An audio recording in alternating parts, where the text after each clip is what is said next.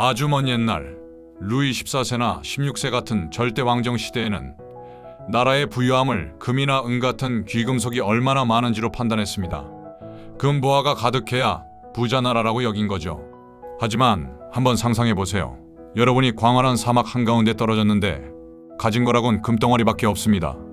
금으로 목마름을 해결할 수 있나요? 굶주림을 면할 수 있나요? 없죠.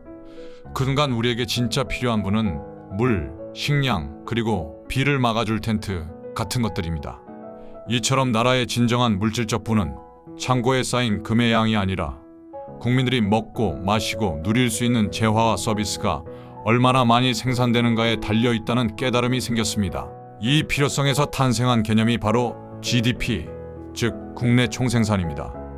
국내 삶의 질을 뒷받침하는 생산활동의 총합을 측정하기 위한 지표인 셈입니다. 그렇다면 GDP는 구체적으로 무엇을 의미할까요? GDP는 쉽게 말해 대한민국의 영토 안에서 일정 기간 동안 생산된 모든 물질적 부를 정부가 합산한 값입니다. 핵심은 바로 대한민국 땅덩어리 안에서입니다. 만약 미국의 휴대폰 회사의 공장이 한국 땅에서 핸드폰을 생산했다면 그 생산 가치는 GDP에 포함됩니다. 반대로 한국 기업인 현대자동차가 미국 현지 공장에서 자동차를 생산했다면 그 생산 가치는 GDP에 포함되지 않습니다.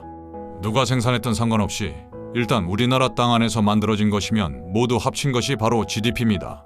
GDP가 1,000조 원이라면 그해 우리나라 안에서 핸드폰, 자동차, 서비스 등 모든 생산물이 총 1,000조 원어치 만들어졌다는 이야기가 됩니다.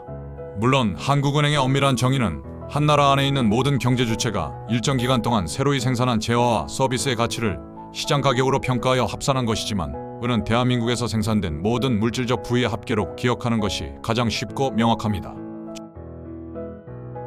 GDP와 매우 유사한 개념으로 GNP라는 쌍둥이 지표가 있습니다. GDP, 즉 국내 총생산의 기준은 땅입니다. 우리나라 영토 안에서 생산된 모든 것을 국적에 관계없이 전부 합친 값입니다. 외국인이 한국에서 공장을 돌려 물건을 만들어도 한국의 GDP에 포함됩니다. GNP, 즉 국민 총생산의 기준은 사람입니다.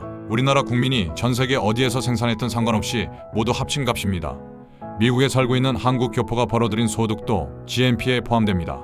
과거에는 GNP가 매우 중요하게 여겨졌지만 현재 대부분의 국가에서는 GDP를 핵심 지표로 사용합니다. 그 이유는 경제활동의 실제 영향력 때문입니다. 미국에 사는 한국인 갑돌이가 열심히 돈을 벌어 미국에서 옷을 사고 밥을 먹습니다.